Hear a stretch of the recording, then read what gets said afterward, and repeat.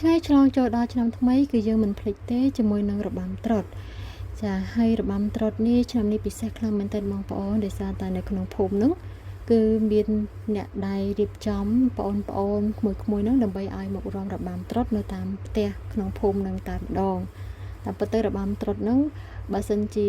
ក្នុងភូមិអត់មានអ្នករៀបចំទេទោះតែ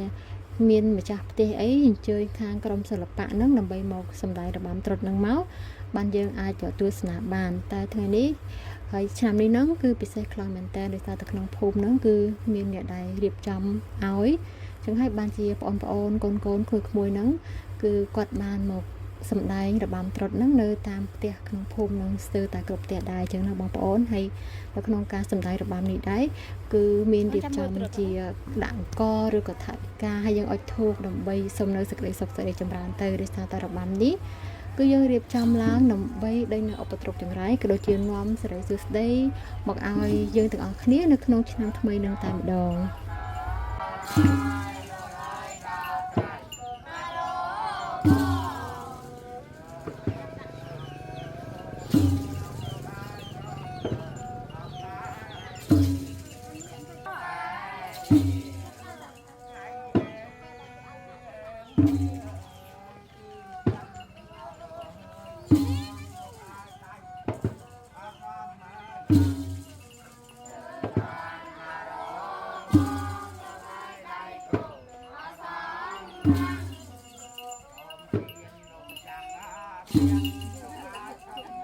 dạ ơn rầm đây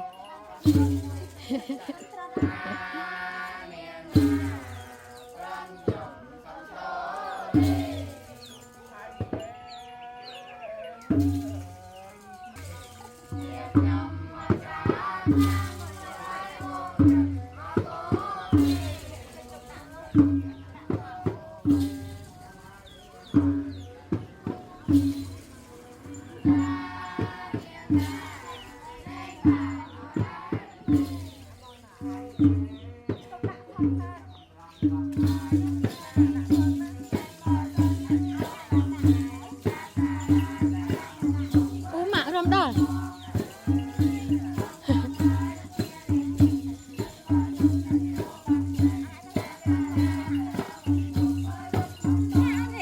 ambil rom dah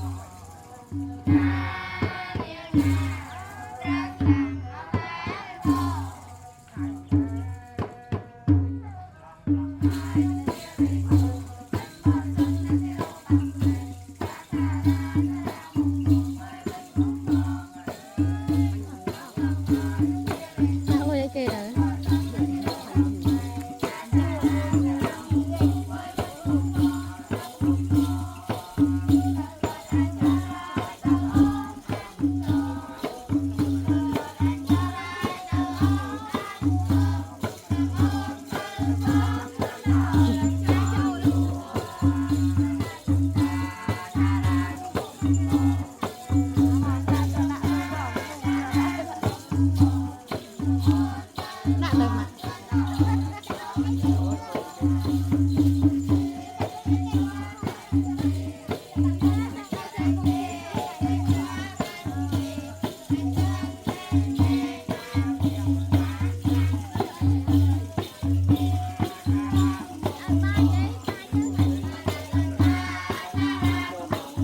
nak ke ban mak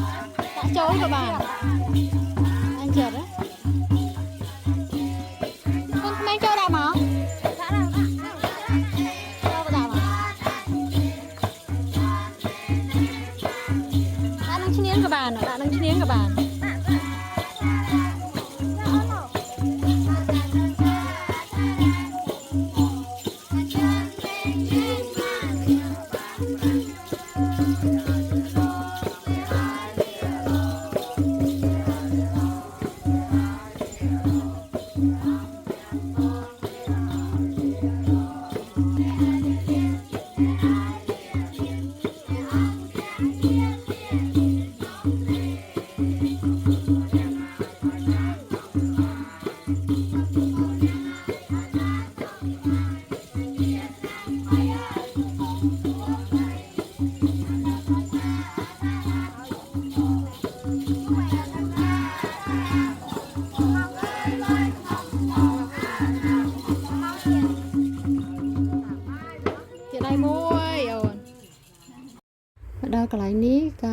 របស់បងប្អូនគឺបានចាប់រៀបរាប់អស់ហើយ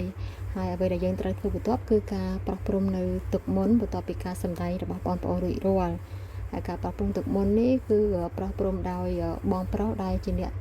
រៀបចំបងប្អូនដើម្បីឲ្យមករំត្រុតនៅតាមផ្ទះអញ្ចឹងណាបងប្អូនហើយនៅមួយទៀតអ្នកដែលប្រោះព្រំហ្នឹងគឺតែអ្នកដែលចេះនៅធម៌អាបងប្រុសគាត់ធ្លាប់រៀន